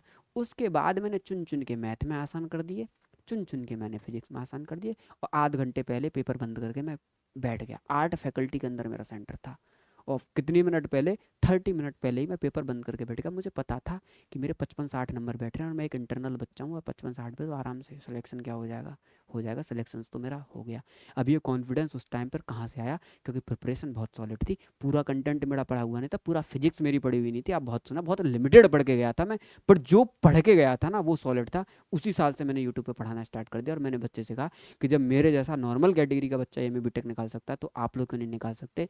और ऊपर वाले के आशीर्वाद से अब तक करीबन करीबन 300-400 बच्चों को एम ए बीटेक के अंदर बैठा चुका और हर साल हजारों बच्चे यूट्यूब पर पढ़ता है और अपनी मतलब पूरी हेल्प लेता है इस चैनल से, हर चीज़ को बारीकी से समझता है। कहीं और जगह लुट पिट के आ जाता है ना कोचिंगों में जाके 1 लाख रुपए इन्वेस्ट करने के बाद में थक हार के कभी चैनल को विजिट कर लेता है, एक आध लेक्चर देख लेता है गलती से, तुरंत कॉल मिला के कहता है भैया मैं कहाँ फंस गया, मैं तो उधर चला गया, मैं तो इधर चला गया, मैं यहाँ बिगड़ आया, मैं वहाँ बिगड़ आया, उस कोचिंग में गया था भैया वहाँ बिगड़े। यहाँ आके बच्चा संभलना स्टार्ट हो जाता है। जो कंटेंट ही इस तरीके से डिजाइन है कि बच्चे की नब्ज देख कर ही मैंने डिजाइन किया है कि ये बच्चा जरूर इधर ना उधर, क्योंकि बहुत बड़ी ब्रांड थोड़ी नहीं है यार हम लोग कि हमको हर बच्चा जानता है। हमको पता है एएमए बीटेक में हमको बहुत लोग जानते हैं, पर एएमए बीटेक का मार्केट बहुत छोटा सा है, बहुत बड़ा मार्केट थोड़ी है। मेंस की तरह लाखों बच्चा थोड़ी नहीं है यहाँ पे कि 15 लाख बच्चा बैठ रहा है। यहाँ तो पूरा एप्लीकेशन ही 20-22 हज़ार भरते हैं। एएमए बीटेक में जो एप्लीकेशन फॉर्म फिल होते हैं ना वो 20-22 हज़ार ही एप्लीकेशन फिल होते हैं, उसमें भी पेपर देने के लिए 17-18 हज़ार बच्चा ही पहुंचता है। और जेई मेन में दोस्त कितने एप्लीकेशन फॉर्म होते हैं, 15 लाख एप्लीकेशन फॉर्म होते हैं। तो हमको पता है कि हमारी मार्केट छोटी है और हमारे पास जो बच्चे 6 साल से हमसे टकरा रहे हैं हमको पता है वो सब थके हारे बच्चे हैं। तो भैया अब थके हारे बच्चों के हिसाब से ही पूरा का पूरा दोस्त बैच डिजाइन किया गया कि भैया अब इन लोगों को क्या करो, प्रॉपर तरीके से गाइड करो। तो ये पूरा स्ट्रक्चर्ड प्लान है जो अगले 8 महीने मेरे बैच के अंदर फॉलो होगा। और मतलब मेरी कोशिश ये होगी कि जो आप लोगों से बोला है वही आप लोगों के लिए प्रॉपर तरीके से दिया जाएगा। तो कल की क्लास जो आपकी स्टार्ट होगी वो मोल कॉन्सेप्ट से होगी। किसी को कोई दिक्कत तो नहीं है? ठीक है। तो इस बार अब आप कहोगे भैया इस बार क्यों कह रहे हो, आप तो हर साल फिजिकल कहते थे। इस बार पेपर दोस्त कम हो गया, अब टोटल क्वेश्चन ही 33 रह गए। तो अब मेरे के लिए केमिस्ट्री के एक एक चैप्टर्स की दोस्त क्या है अपने आप में वैल्यू है। पहले पेपर 150 का होता था, 150 में 50 पे सिलेक्शन निकल जाता था यार। तो उसमें क्या होता था कि एक मेजर पोर्शन छोड़ने में भी कोई दिक्कत महसूस नहीं होती थी। लेकिन पेपर 100 नंबर का और टाइमिंग 2 घंटे, तो एक एक क्वेश्चन बच्चे के लिए बड़ा मेन है। हो सकता है फिजिकल का कोई आसान सवाल मिल जाए बच्चे को, तो फिजिकल मुझे पूरी की पूरी इस बार क्या करनी है, आप लोगों को पढ़ानी है। तो बाकी लेक्चर आज का यहीं पे मैं एंड करता हूँ। अब आपकी क्लास कल स्टार्ट होगी, 7 बजे से मेरी क्लास होगी और पहला चैप्टर चलेगा हमारा मोल कॉन्सेप्ट। ठीक है दोस्त, ठीक है गाइस, चलिए मेरी तरफ से गुड बाय एवरीवन। और कल